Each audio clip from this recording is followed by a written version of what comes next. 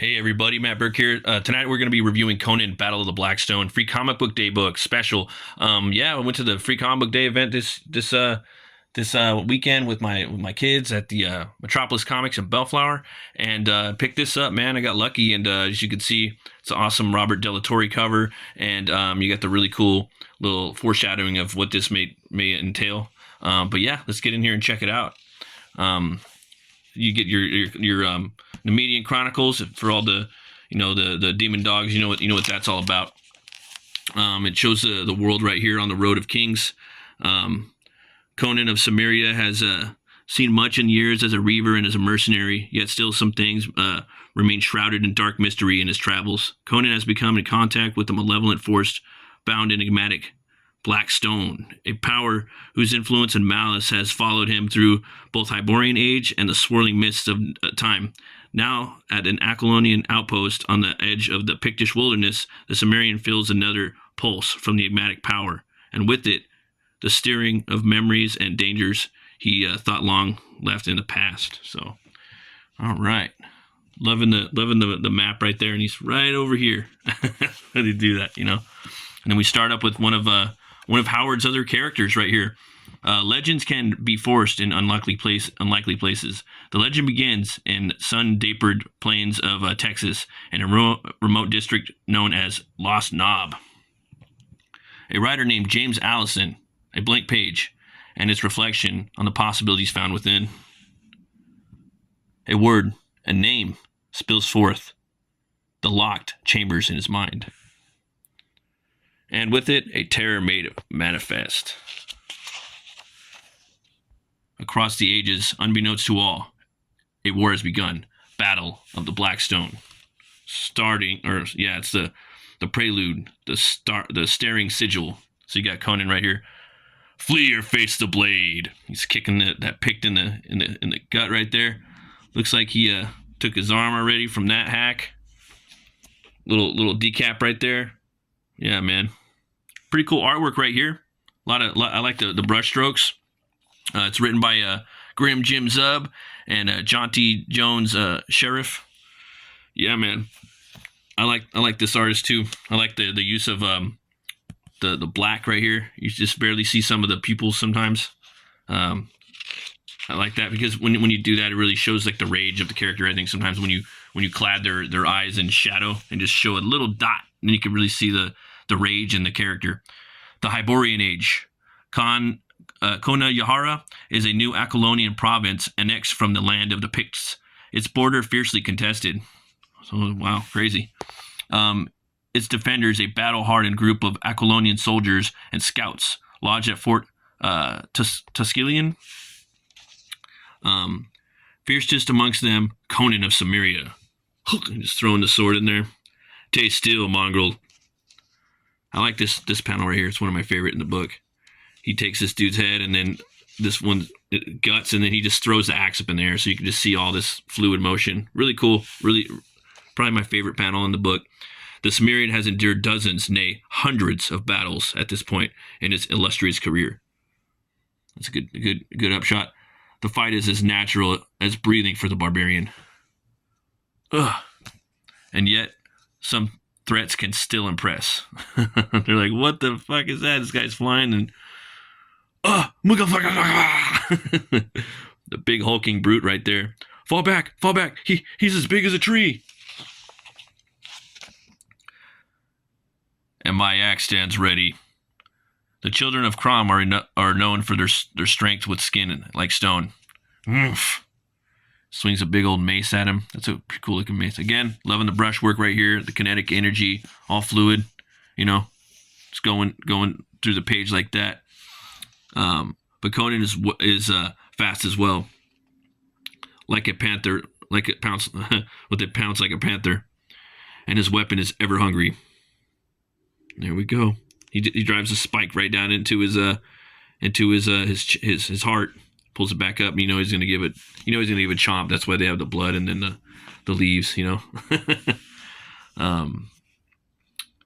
After the battle, the Apollonian forces the stock of the dead. Or to take stock of the dead. What do you make of it, Conan? Pigs surging forth, frothing like rage. like I've never seen before.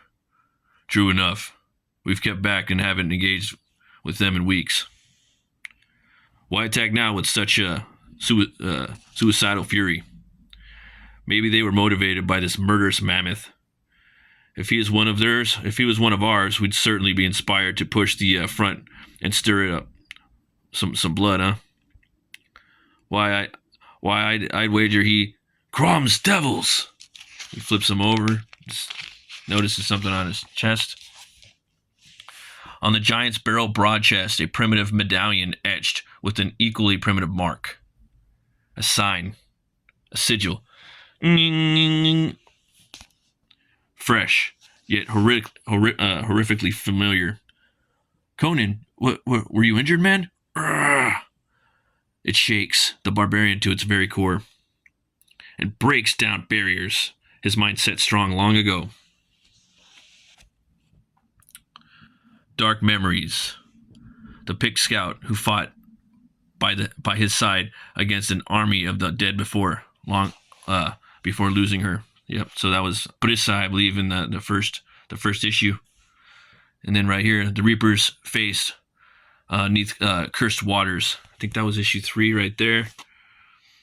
The Spectres unleashed in Shadizar. I think that was, I forgot. It was definitely in the past issues from the year. And possession, decay, destruction, all of it sent by the searing eye, an eye carved in blackstone. See right here, events as seen in Conan the Barbarian, number 1 through 6, or 1 through 8. So right here, you got they're building up the Howard verse. Okay, right here. He is not the only one to see the sign. So you scroll down right here. Its cast is seen and presence felt. Solomon Kane. So that's one of my favorites too, right there. The sigil across time and space, or space and time. Dark Agnes of de Castellon. The symbol, a baleful presence. El Borak. That one's gonna be cool, man. The mark. A promise of power. Professor John Kirwan.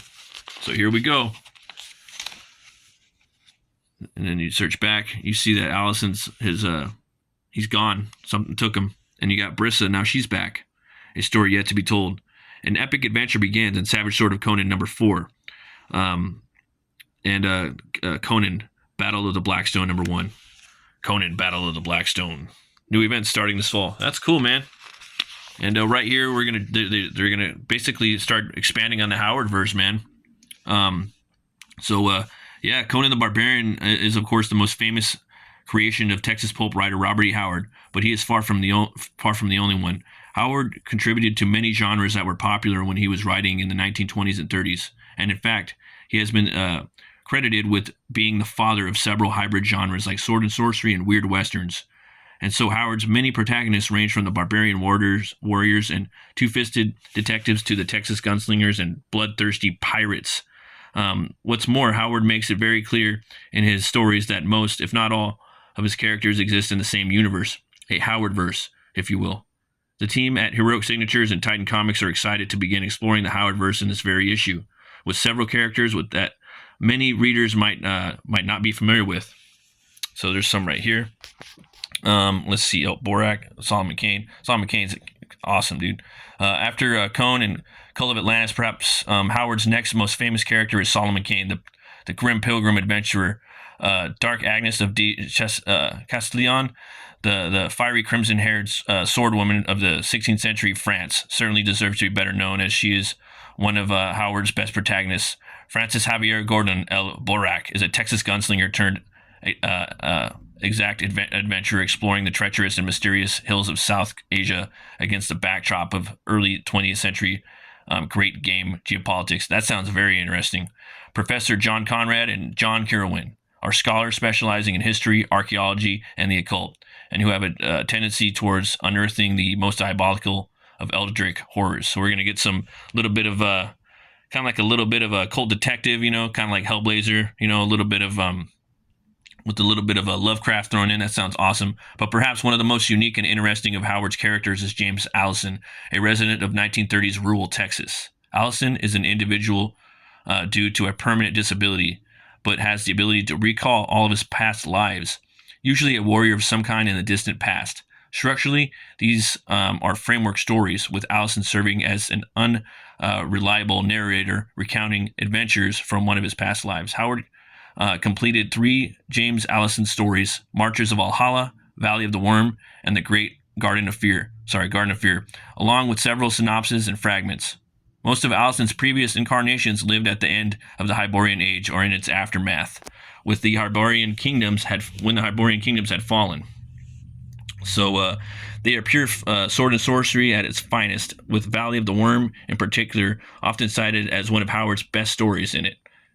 Allison recalls life as Niord, an Aesir warrior who finds an unlikely ally in a Pict. The two face off against a giant snake and other horrors in the crumbling ruins of a long-abandoned Hyborian city, a setting that feels almost post-apocalyptic. The concept of reincarnation is something that does seem to have appealed to Howard personally, though its use as a literary device was clearly borrowed from one of Howard's favorite novelists, The Star Rover, by Jack London. The protagonist of London's novel, Daryl Standing, is a prisoner in San Quentin, locked in solitary confinement and bound in a straitjacket. Like James Allison, his physical body is immobilized, but his mind is able to transcend the depths of time and space and recall his numerous past lives. It's not hard to see the spread of appeal of such a character to Howard. Like Daryl Standing and James Allison, Howard must have felt trapped and confined, bound to his circumstances, to a small rural town in Texas, while his incredibly prodigious mind was free to roam the cosmos of his imagination. Through his writing, Howard was able to escape his prison of life vicariously through his many characters, slashing, shooting, and fighting his way across his own Howardverse. So, yeah, man, I can't wait to see what's in store for this. This book's coming out pretty soon, City of the Dead. And I'm really excited for this right here. Got some pencils. Sneak preview. Some tight pencils right there. No pun intended. We got the peek right here, behind the scenes of Conan the Barbarian, issue number 13, the first part of Frozen Faith, a new adventure celebrating the 90th anniversary of Robert E. Howard's classic story, The Frost Giant's Daughter. That's a great one. On sale this July. Sweet. Yeah, I mean, it would be cool. Like, more than anything, we need new Conan stories and new Howardverse stories. But that's what we need more than anything. But it would be cool if they did like a Conan, Conan Classics Howard stories, maybe where they readapt a straight up Frost Giant's Daughter, like Titan does it, and then maybe they do like, Red Nails, God and the Bull, Tower of the Elephant, where they just have their Titan verse of it. You know what I mean? Just maybe they put out like one a year or something like that. Have like an artist and another writer do it, or just take just take the text from Howard, or not, and just make the comic version of it. I think that would be cool. And yeah, we got that. We did that one already, folks. As always, thanks for watching. Always remember to be bold, be brave, and roll the bones. Know your role. I'll see you guys next time. Bye-bye.